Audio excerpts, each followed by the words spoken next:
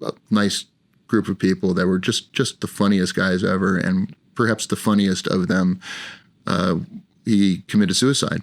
And that was... Right, I'm sorry.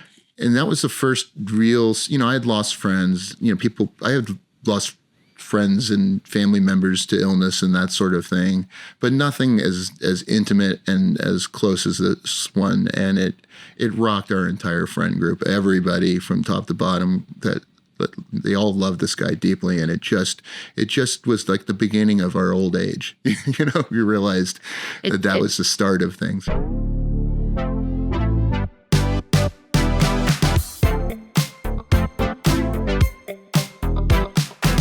Hi, friends. I'm Danielle Elliott-Smith, and this is Hope Comes to Visit. This podcast was born from the belief that even in the darkest seasons, light can find its way through storytelling, through conversation, and through presence with each other. Wherever you are today, I hope that we can find some connection and allow hope to visit with you. Today's guest is Brian Franklin.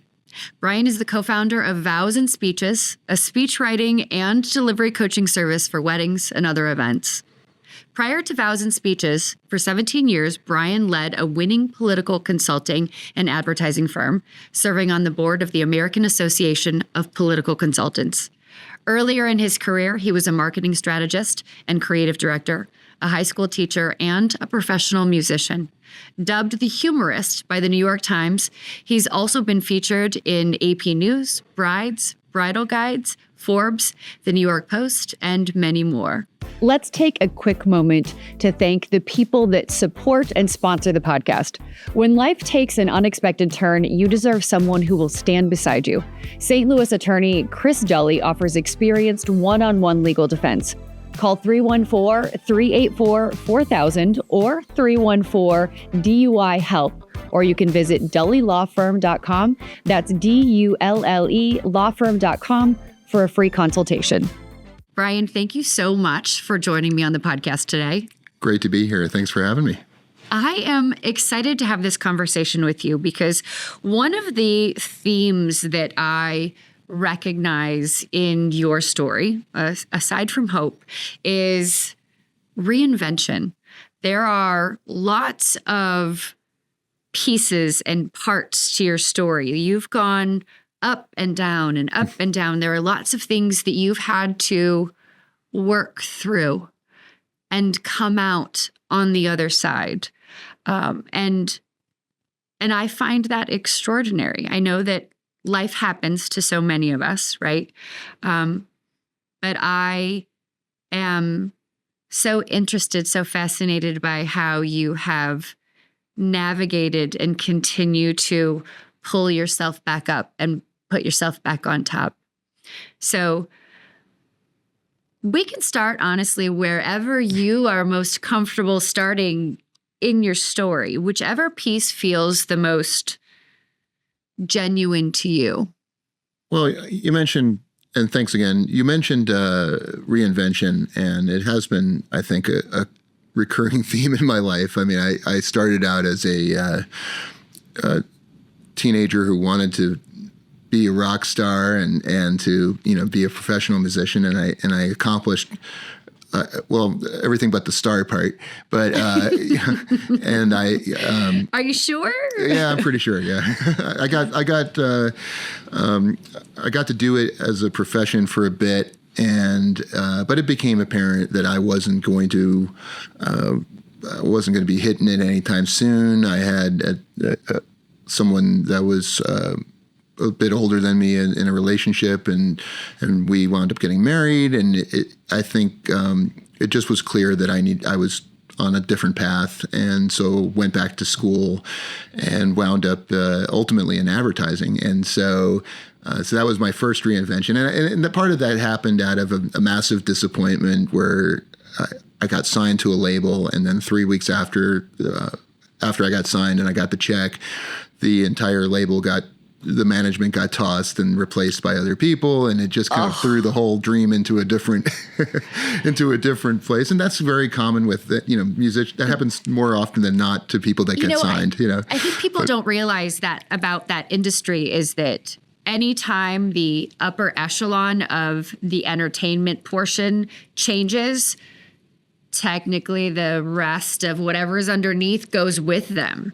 I mean, I worked in news for a while. If new management came in, typically your entire news team was going out with them. Yeah. It's just that entertainment world is constantly shifting and maneuvering, and you're always on edge wondering whether or not you're secure. Yeah, and don't get me wrong. I look back and I wouldn't have signed that stuff. I mean, it's, for me, it's not what I would have signed.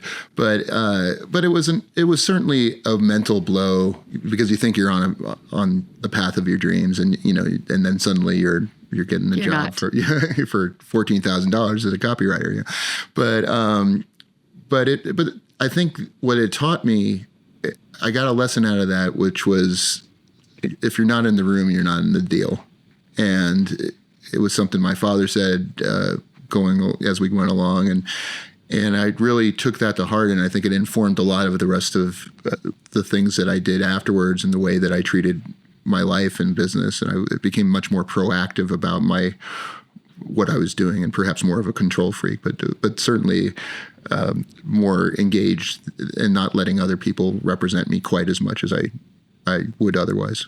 Okay, so what did you do next? So I went into advertising, and then I got married. We had a kid. We were paying a lot of money for health insurance, and I was a night owl at that point, doing most of my writing after my son went to bed. But we were paying so much for health insurance, I decided to go be a teacher and try and split the. Well, no pun intended. Split the baby here, and wound up teaching high school, ultimately AP government for a few years, and just to get the health insurance. And of course, the health insurance doubled the second year I was there. But I realized really quickly that I couldn't do both things. I couldn't be a freelance marketing consultant and a teacher. There was just too much work. And I was making too little money as a teacher. So I went back into advertising, and I reinvented myself as going into the political advertising spectrum, and wound up a political consultant. So that was how I wound up in politics. And I did that for another 17 years. And that kind of got me to the point where I really loved it for a while. It was fun. I was engaged. And then, as you know, politics turned a bit over the last 10 years. Just a smidge. just a smidge. Just and a smidge. The rules changed, and it wasn't nearly as much fun, and everything became megalomania. And I started to I tried a couple different ways to get out of it. But it was also the beginning of a string of things that happened that really altered my mindset and changed everything. And the most significant being that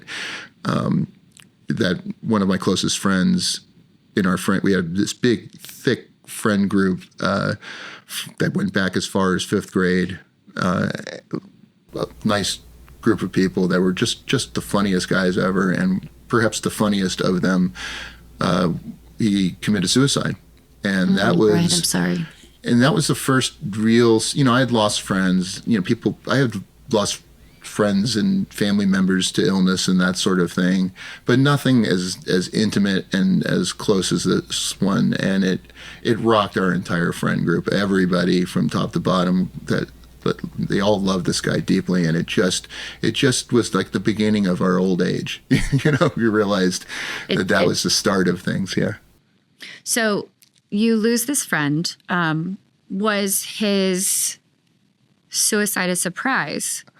Did anyone know that he had been struggling in any capacity? I think that was the thing that ate at us the most, is that there was a period of time where we did worry about him in this way, that he seemed incredibly depressed. He had gotten divorced. There were a few of us had gotten divorced, and it was like no offense to my ex-wife, but it was a good thing for us. We were happy being divorced at that time. Right. And then we probably oversold it. And he was having trouble with his own wife, and I mean, he made his own decision, but I think it was partially informed by friends going, hey, this is, you can have what you want. Be single and, again. Yeah, right. yeah. You can have what you want and find the person that's right for you and blah, blah, blah. And then he got divorced, and it turned out that he really didn't like it. It just wasn't, it didn't sit well with him to be apart from his kids. And not that it did with us. It's just, I think everybody has a different pain tolerance, and he was miserable. And so there was a period of time where we were very concerned. And then we relaxed because things seemed to improve. He had a girlfriend. He was very successful, and in every aspect of life, he was a great dad. Went to every game. Was very, very active in his kids' lives, and seemed happy again. And then out of nowhere, then it happened. And so we were just like, what? And felt like we had dropped the ball by not paying attention to him in that period of time. And maybe we did, but that was hard. That took a long time for us, a lot of therapy. How long ago was that? That was 2019. I had just moved out to California. I'd been in a long distance relationship with my wife. And for 9 years, I was flying back and forth.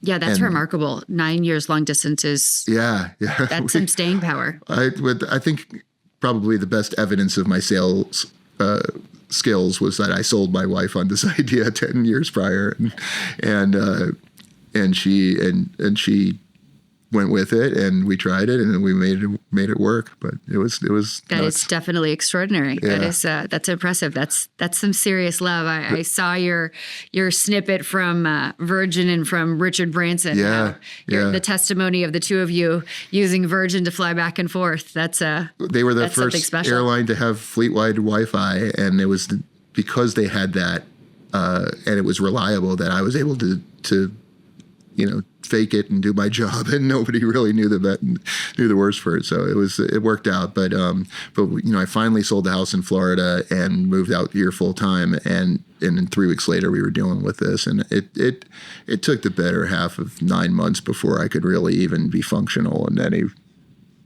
meaningful way. What did you do to work through that level of grief? Like, what allowed you to feel functional again?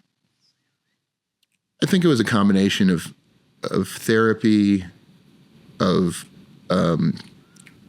having the friend group that I did, and us really processing it together, and feeling, and certainly my wife being extremely kind and sensitive to how I felt, and how damaged I was, and just time. It's one of those things that you don't really like to think about when it happens, because you want to live the pain of it at some level. You want to feel it because it's a tribute to the person, and then you get used to feeling it, and things kind of open up. So that happened, and then 10 months later, I had some health scares. I had a colon cancer scare that took about 3 or 4 months to resolve, and thankfully wasn't colon cancer, but they weren't sure because it was on the edge of it, and then COVID, and then suddenly our business was tossed, and there were other things to think about as well. But I mean, it took years to get through that in a way that I could talk about it without crying. So a little bit of what I'm hearing initially with losing your friend, what was his name? His name was Brian. As well. Yeah. As well. So losing Brian, and then the colon cancer scare, and a little bit of that falls under the mortality umbrella, right? Yeah. It starts to make us feel like, wow, life is far more fragile than we sometimes give it credit for being, or we're moving so fast and doing so many things that we're not stopping to pay attention.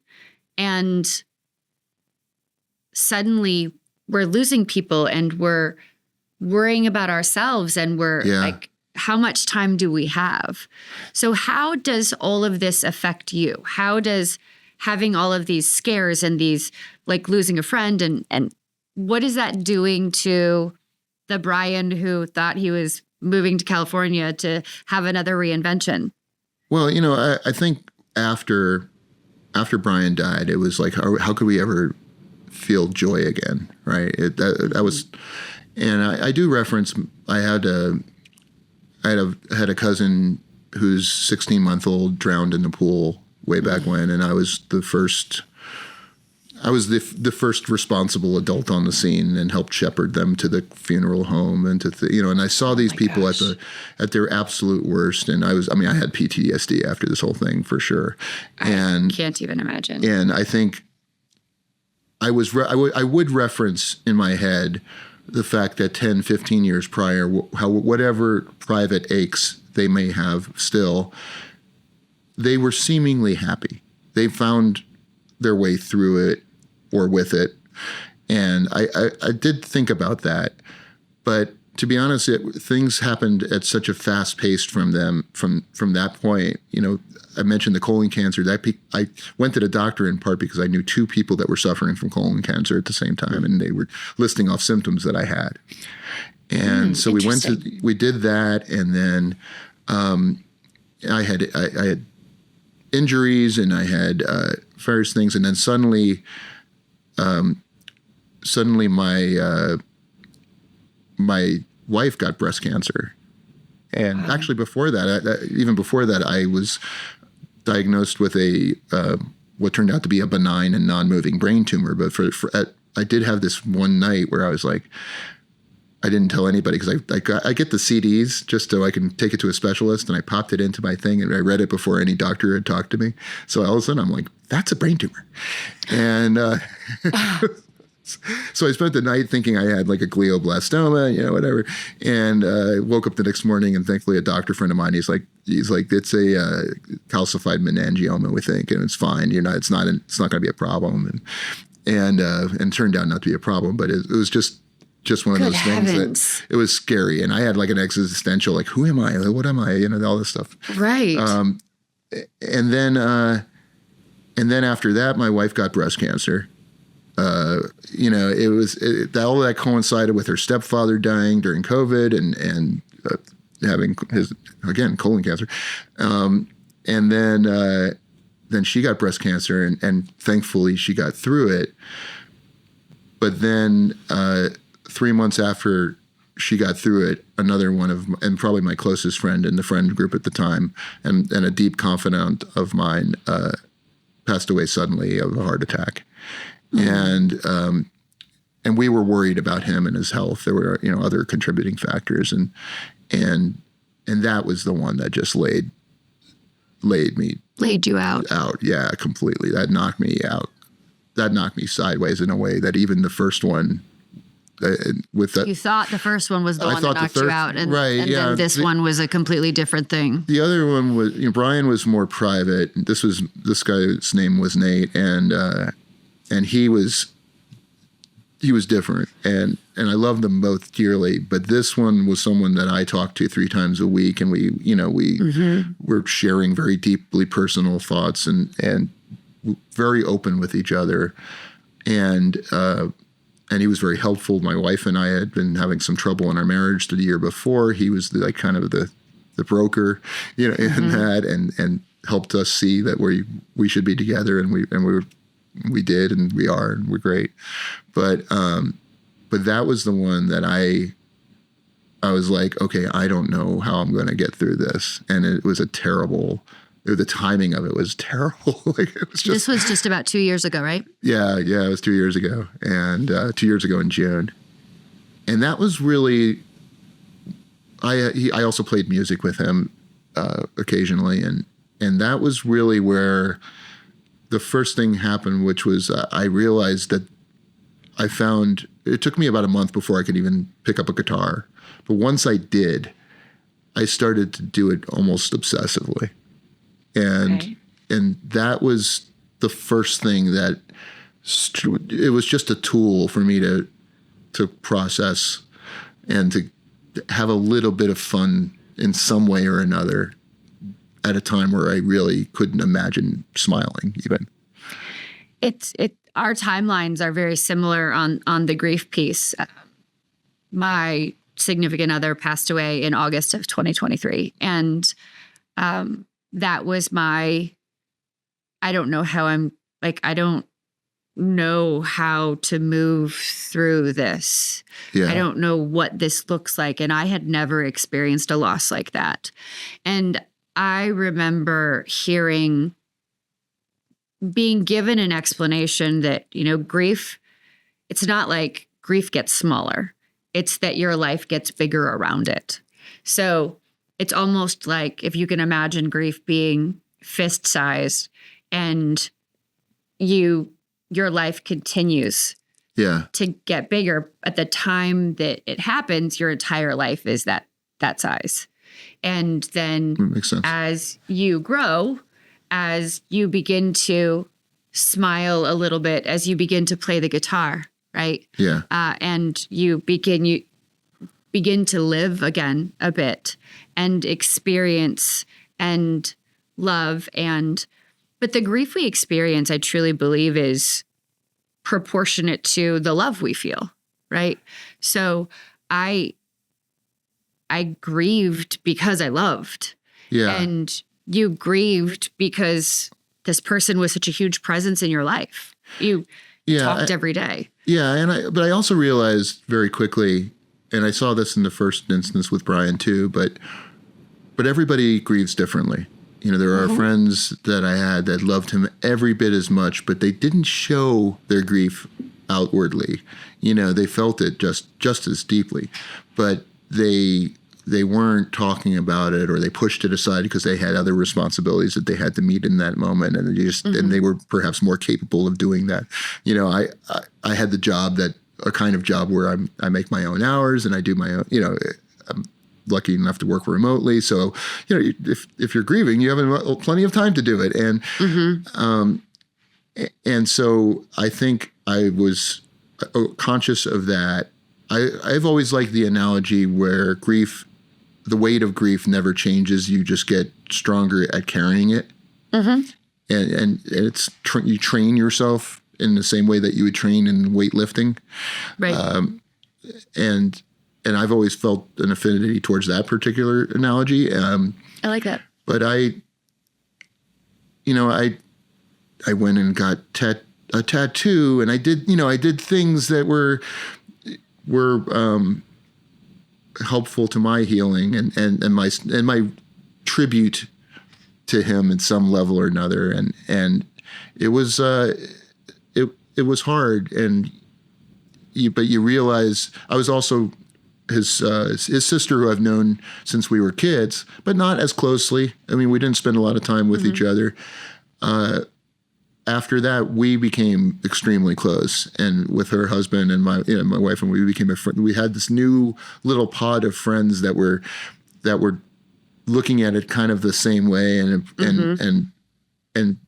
feeling those same feelings. And we started going down south to San Clemente, to where they live, and really, well, actually, they were elsewhere at the time, but now they're in San Clemente. But we'd spend time with them, and we would just talk about him, and we'd have fun, and we it wasn't all grief, but you could break down if you needed to, and where they could, and it was really healing. But I started to play guitar, and then I tried to put a little band together, and some really weird, odd coincidences happened along the way. That I felt. I'm not particularly spiritual or mystical, but definitely things that I went like, that's really weird. But I enjoyed them when they happened. It was something that just made me feel a little bit better, and once in a while they still do, and it's just I can't explain it. It's just stuff that makes you feel good when it happens.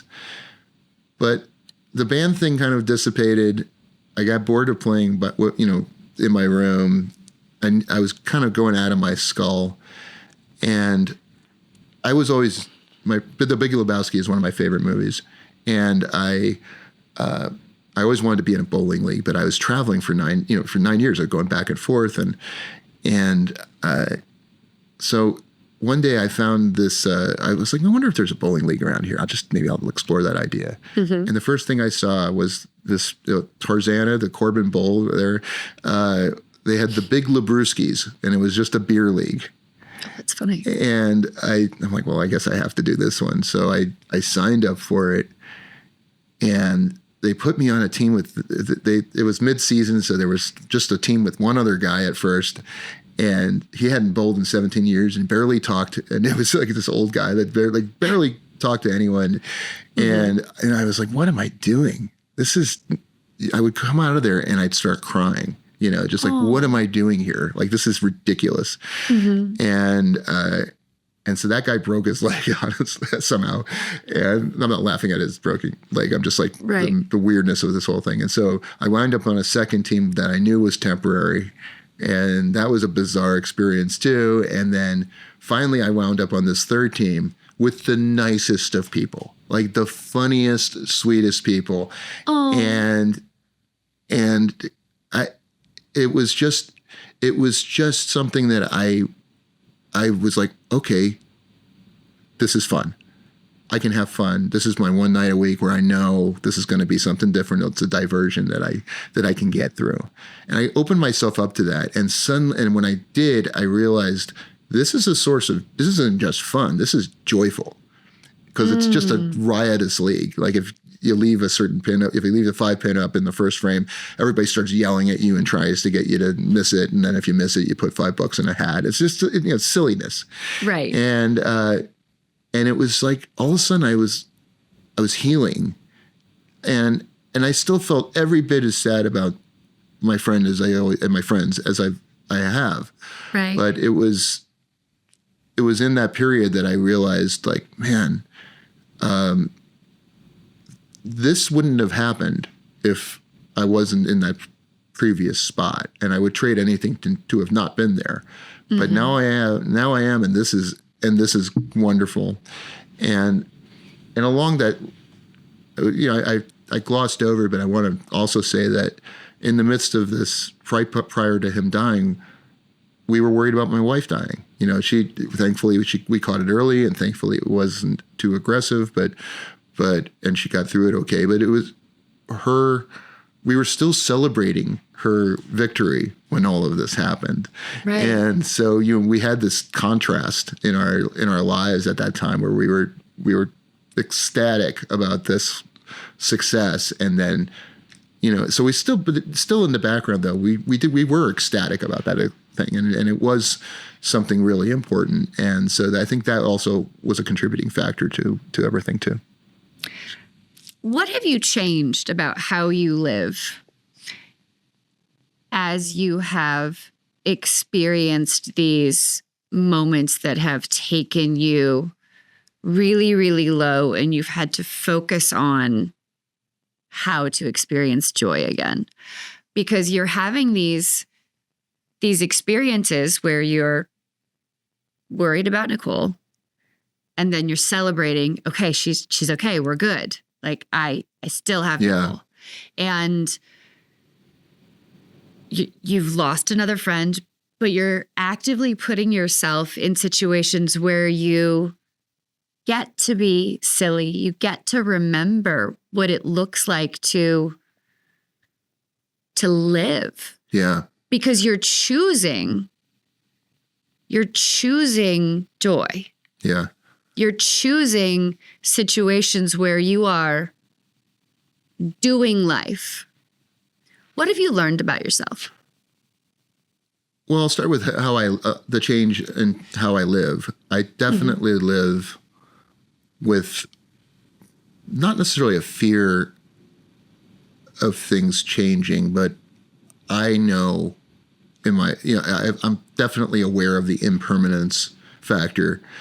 And it pervades my thinking for sure. I know that things can change in a heartbeat, and we're dealing with that right now. One of our closest friends, also in this friend group, is dealing with a very serious health crisis for his 5-year-old that just came about, and it's a terrible situation, and it happened out of nowhere, and hopefully he will be okay, but we don't know that yet. And so we're,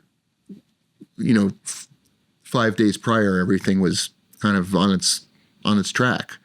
And so yeah, you keep getting reminded about the impermanence of your situation, but it goes in both directions. The happiness that you're feeling, you might not feel that way tomorrow, but at the same time, the sadness that you're feeling you might feel differently tomorrow. So I've opened myself up to a lot more things happening, and just be more conscious of the little victories and the little joys, and not be quite as focused on the big picture as much as having a good moment in time and appreciating that for what it is, which is, it's pretty damn important if you can have a good hour, Right. If you're still having a good hour, it's a good hour, Right. and it has value, even if it's incremental. And I think that's part of it. I'm not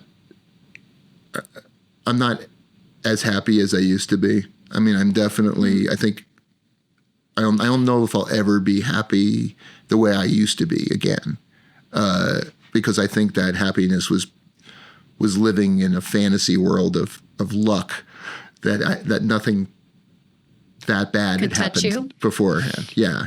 And so, I think it's just awareness that this is how the world works. And this, these things do happen. And if life happens. If you look around you, you see the people that have to suffer earlier in their lives, and they're changed by it too. But that's more accurate.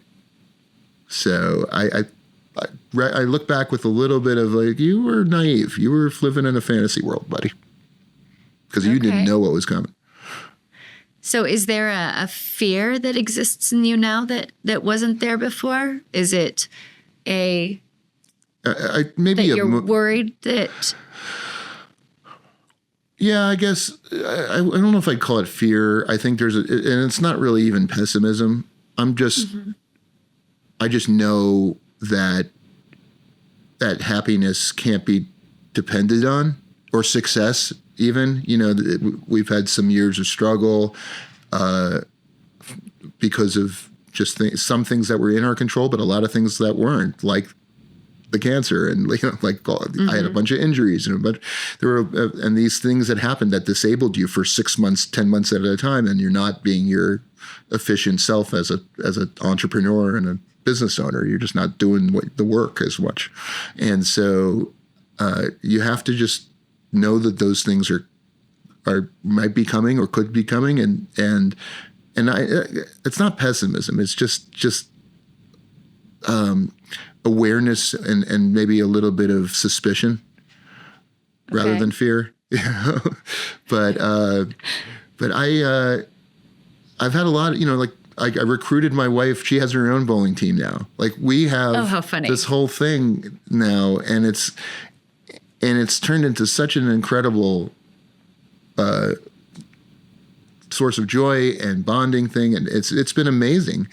And we're not even great bowlers. I tore my shoulder. I started bowling with my left arm, and it's you're giving yourself injuries. Yeah. Oh God, I'm a mess. But I think from a living standpoint, I'm much more aware.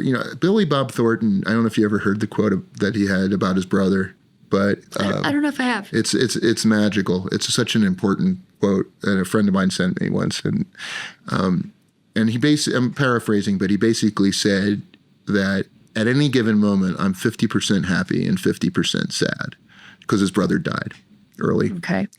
And he goes, but that's what my brother meant to me. And if I am sad at that point in time because he's gone, then that's what he deserves. And I'll never be completely happy again, but that's okay, because that's a tribute. I'm paraphrasing. He did it much more eloquently. No, I'm taking it all in. No, I like it. Yeah, and I loved it because it gave power to your grief. It gave authority to it, and it gave authority to sadness in these events. Because I'm sure, and I don't know the circumstances of your loss, but I'm sure that that when you feel sad, that it is because of the value, and when you feel happy, it's not a rejection of that value. No, absolutely not. Yeah. And I think that's I was having a conversation with a girlfriend who lost her son, and she went through a process with, will I ever? She lost him a few years ago now, and she has since remarried, and she said there have been times when I will be with my new husband and I will find myself laughing, and then I think, wait, am I allowed to laugh? Am I allowed to experience joy? And I've finally reached a point where I have given myself that permission, because he would want me to be laughing and experiencing joy and enjoying life. And it doesn't mean that I don't miss him. And it doesn't mean that there isn't this gigantic hole in my heart that represents his loss. But I'm not sitting at home in the dark for the rest of my existence. I am choosing to live. Yeah. And I think about it that way because it did take me some time to walk out the front door again, to get up off the floor, to, I heard myself make sounds that I, at times, I wasn't sure where it was coming from until I realized that it was me. But there was a lot for me to work with and through. And,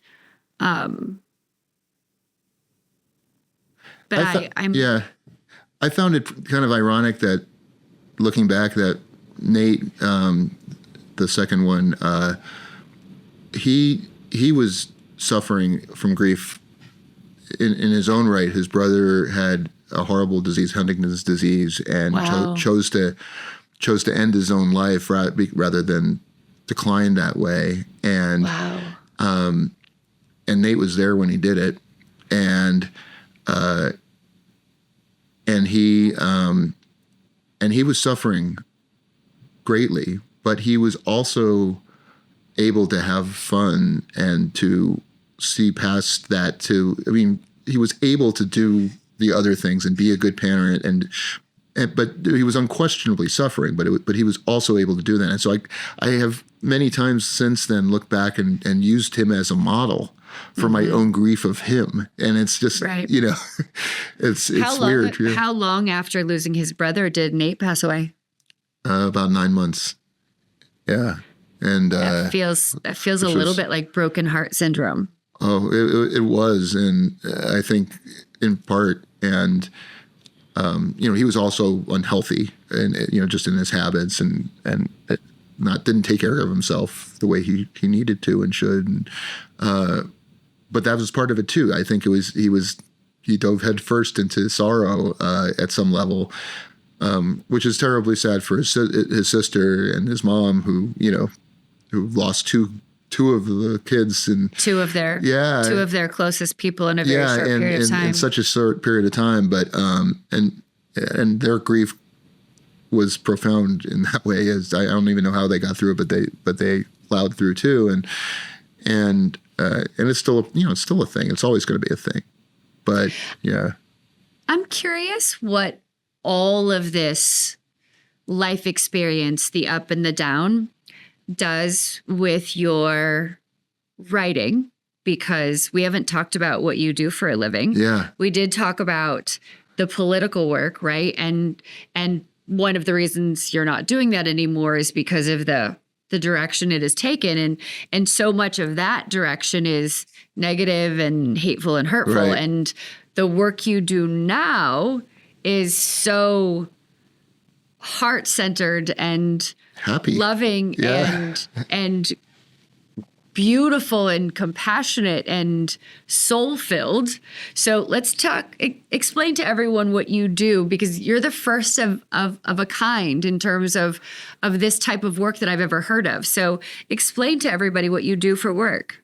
So my wife, Nicole, and I started a company in 2021 that helps people write and rehearse their wedding vows, wedding speeches, ceremony scripts if you have a friend or family member that's doing the officiating, like the internet ordained, that kind of thing, that are inexperienced. That's amazing. So it's all interview based. I do an hour-long interview, to write a minute or two of vows. We get into all of the ins and outs of relationships. So I'm actually writing a book right now based on the lessons I've learned from these interviews. And I love that. Yeah, it's called. Hopefully, it will be out in early or midwinter, maybe by Valentine's Day, if I can get myself together to do it. Okay, but, well, you'll have to let us know so that I can link to it in the show notes when you do. I don't use AI. It's all remote. It's all over the phone. Thank you.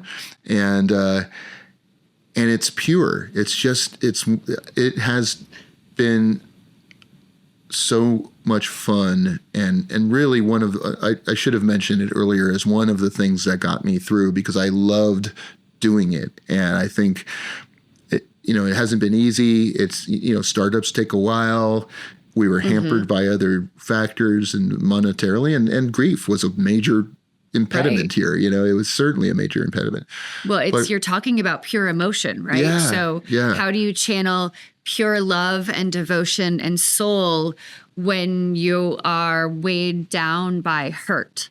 So it's, that love, takes work. Yeah, you just, you're listening to people talk about their favorite people, and there have been difficult moments. It actually led to a referral to help somebody write their eulogy.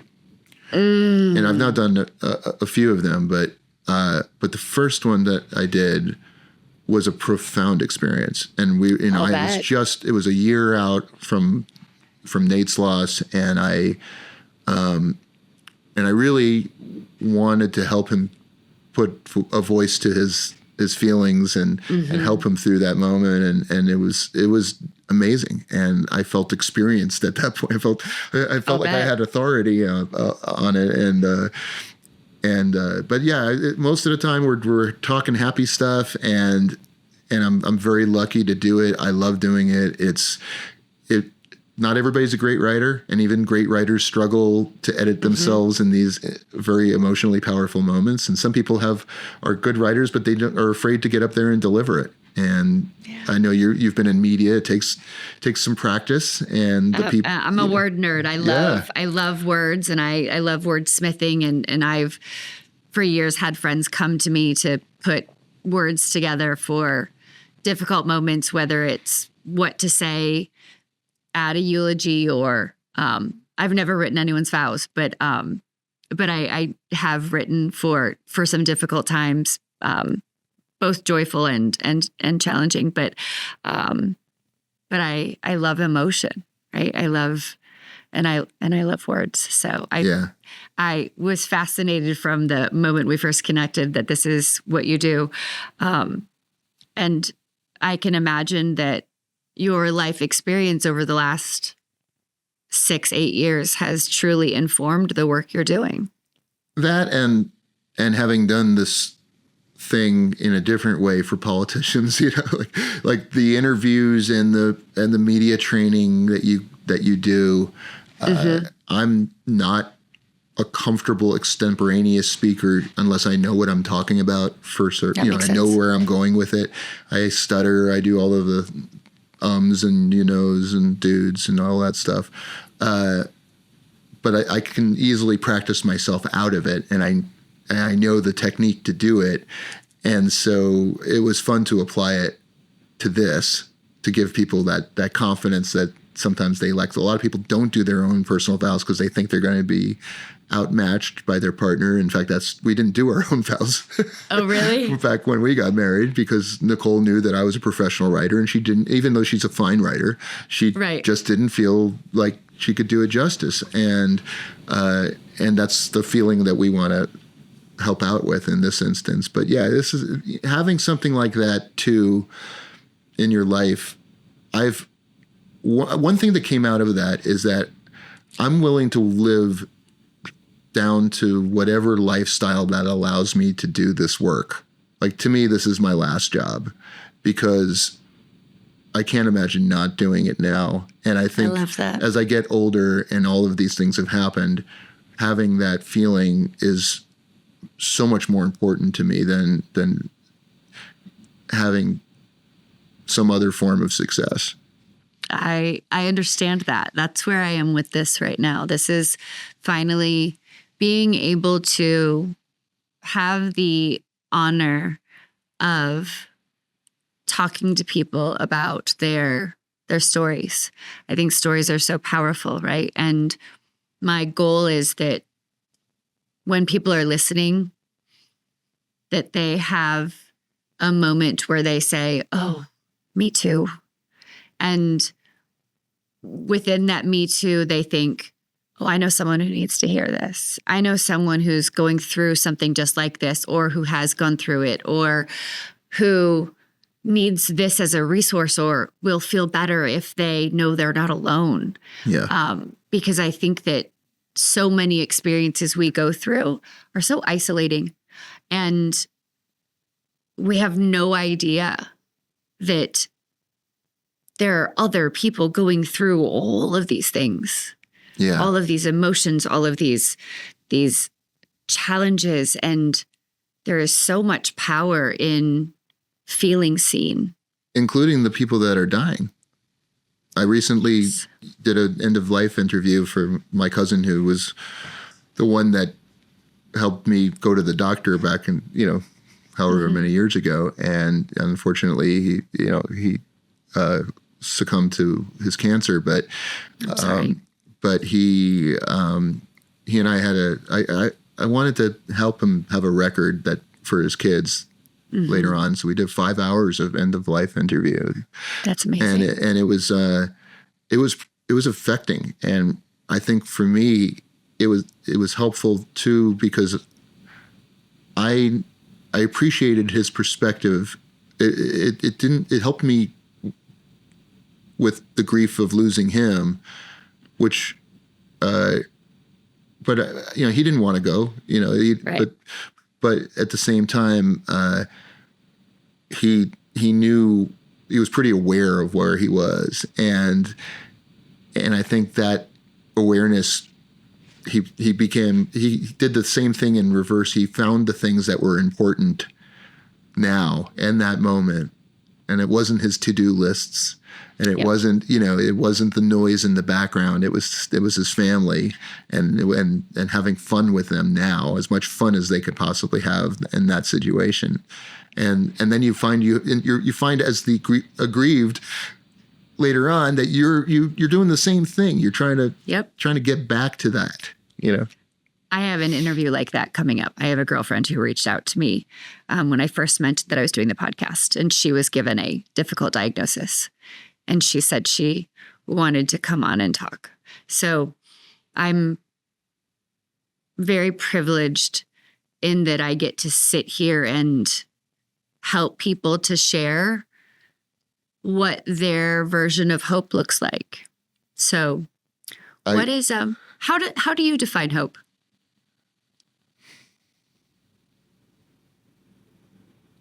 It's funny. I think I define it almost like wedding vows. It's a statement of intent. It's hope isn't, sometimes all you can do is hope. Sometimes hope is a part of your manifestation technique, right? But to me, it's like, I want this to happen, and I may not have power over it. Maybe I do, but I'm going to think about that piece of it, because if I don't, I'm thinking about the worst thing that can happen. And,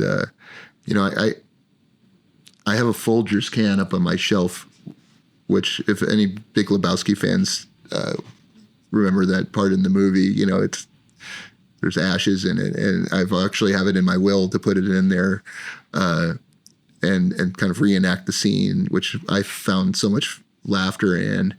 And I really hope my family will do that, because I want there to be some silliness. I want people to find that joy that we had, however they can find it.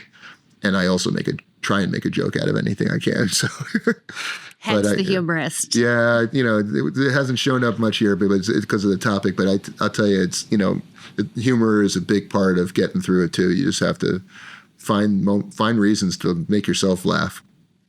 I completely agree. Where can people find you to connect with you? Vowsandspeeches.com. That's VOWSANDSPEECHES.com. And they'll be in the show notes, I'm sure. But that's the best way to reach out to me, and just go to the contact, and there's my email and phone numbers there, and you can happy to talk to you, anyone that needs help with anything like that. That's amazing. Thank you so much for spending time with me today. It's been really wonderful to have you. Is there anything that you'd like to share that I didn't ask you? No, I think we covered it. But for anybody that's out, I just want to say that for anybody that's out there that is grieving or looking for hope, I just hope you find it, and that leave yourself open as much as you can. I love that. Brian, thank you so much for spending time with me. Thank you. I appreciate it. And friends, thank you for spending time with Brian and I today. This has been Hope Comes to Visit, and I so hope that we have met you where you are today, and that you have found a little bit of hope and a little bit of light, and that you will take the time to share this with someone you know and love who you think needs to hear it. And between now and the next episode, I do hope you will take very good care of you. Thanks for being with us. Naturally, it's important to thank the people who support and sponsor the podcast. This episode is supported by Chris Dully, a trusted criminal defense attorney and friend of mine here in St. Louis, who believes in second chances and solid representation. Whether you're facing a DWI, felony, or traffic issue, Chris handles your case personally, with clarity, compassion, and over 15 years of experience. When things feel uncertain, it helps to have someone steady in your corner. Call 314-384-4000 or 314-DUI-HELP, or you can visit dullylawfirm.com to schedule your free consultation.